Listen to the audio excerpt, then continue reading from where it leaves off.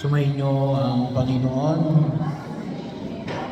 sa bahagi ho ng ating ikalawang linggo ng Adbyento, ang patuloy nating paghahanda sa kapanahunan ng pagliligtas ng Diyos sa pamagitan ng Pasko ng pagsilang. At ang panyaya ni Jesus ay hindi lamang basta maganda, ngunit yung kanyang panyaya din ay maingat na paghahanda. Kinakailangan natin iingatan yung paghahanda. Bakit? Sapagkat nakaamba na yung palakon na sa sino man o sa ano man pulong kahoy na hindi namumunga. So, ibig sabihin, kapag ang punong kahoy hindi na namunga, anong gagawin? Tatapyasin. Sabi na natin, ang bawat puno, may taon yan eh. Malalaman niya na itong puno na ito, pagkatapos ng taon na ito, kapag hindi na namumunga yan, hindi yan kaagad mamumunga na ng maayos. Si Richard nag-drive sa akin dito, sabi niya yung palang mga babaeng baboy tinitingnan, mayroon pala yung mga tanda kung itong babaeng baboy nito ay maigi na maging inahin. So, kinakailangang piliin. Hindi pala lahat ng babaeng baboy ay pwedeng gawing inahin. So, kapag wala yung tanda na yun, hindi na, wala na kaya pero hindi na gagawing inahin. Yun ay maaagang makapatay. So, bahagi rin yun. Kaya yun ang panyaya ni pinahayag ni Jesus. Nakaamba. Nakakulang na lang yan ay strike para maputol ang puno na hindi mamumunga. Kaya napakahalaga po yung maingat na paghahanda. Sa panyaya ay pinahayag lang po may kapal. May mga bagay na kinakailangan natin isakatuparan at bigyan ng pagtugon. Kahapon din ay sa pagdiriwang ng Diocese ng San Pablo ay inilabas din yung ang tawag natin na bagong programang pastoral na nais na ilahad at ang pinakatema ay alin? Ang pinakatema ay paanyaya ng pong may kapal na matawagin natin ay lumusong kasi yung pinaka-image na nakita ninyo yung dawa ng Laguna, yung dawa ng Laguna de Bay. Kaya bahagi yun na pinakailangan natin na lumusong. Pero bago tayo lumusong, may kinakailangan natin na ihanda yung ating sarili. Hindi mo pwedeng lulusong lang tayo.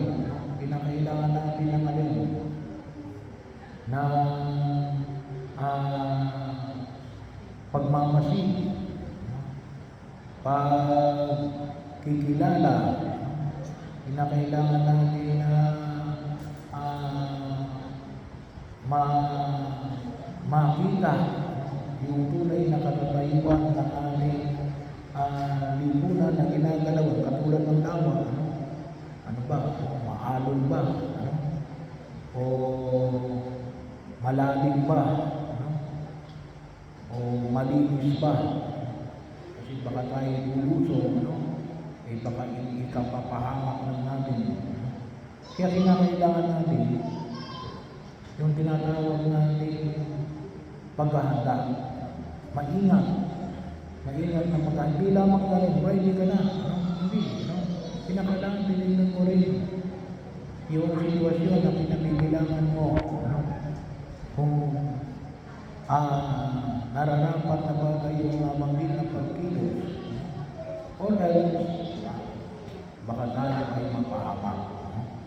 Kaya yun ang kanyaya na pinahayag ni Jesus. At anong sabi nga rito sa Ebanghelyo na ating napakinggan ay maging handa natin, maging responsable. Maging handa na maging responsable. Yung iba, kaya po minsan yung iba, hindi naging responsable. Bakit? Ay pasok sila ng pasok ay hindi naman pala sila handa. Ay bahagi yun. Hindi yung kailangan babanat ka na lamang pagkatapos hindi ka naman handang harapin ang responsibilidad na kaakibat ng nabanggit na pagkilos. Kaya anong mangyari? Ano ang sabi rito? Yung iiwanan, tatakas ang mga responsibilidad. Kaya po marami ang natakas sa responsibilidad. Bakit? Hindi nila inihanda yung kanilang sarili.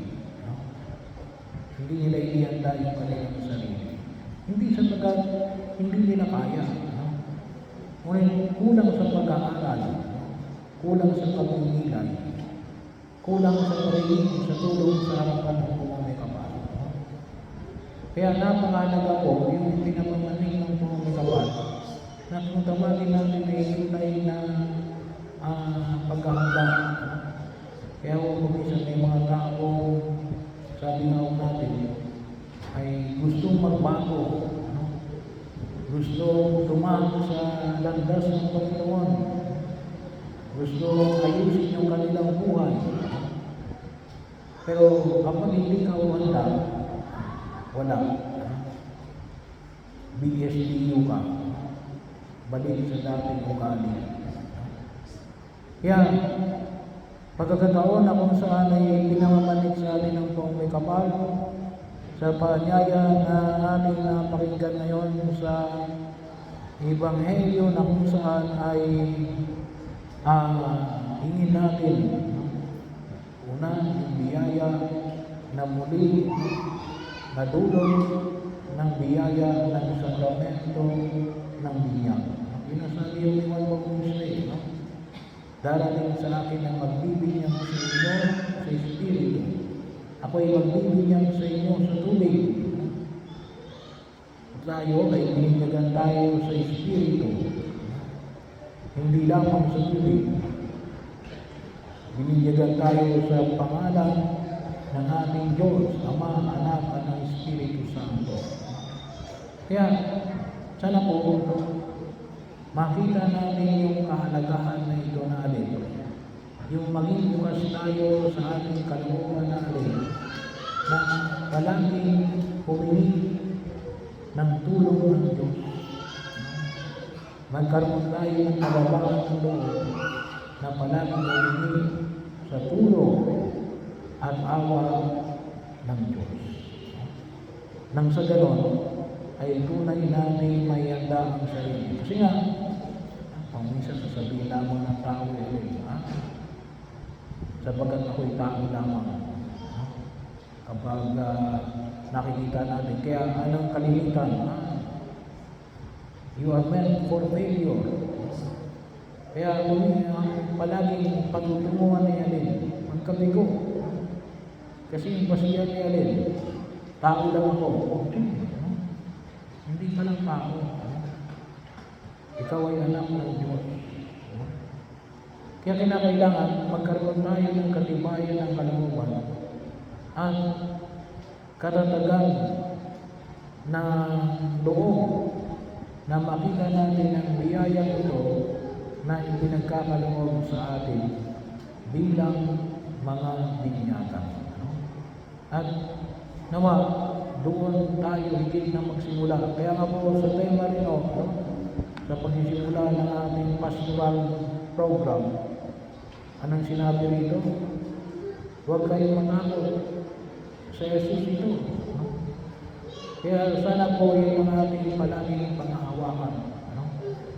Na kasama natin sa Jesus, katulad ng mahal na Birhen Maria, no? Na palaging hawak-hawak sa Jesus.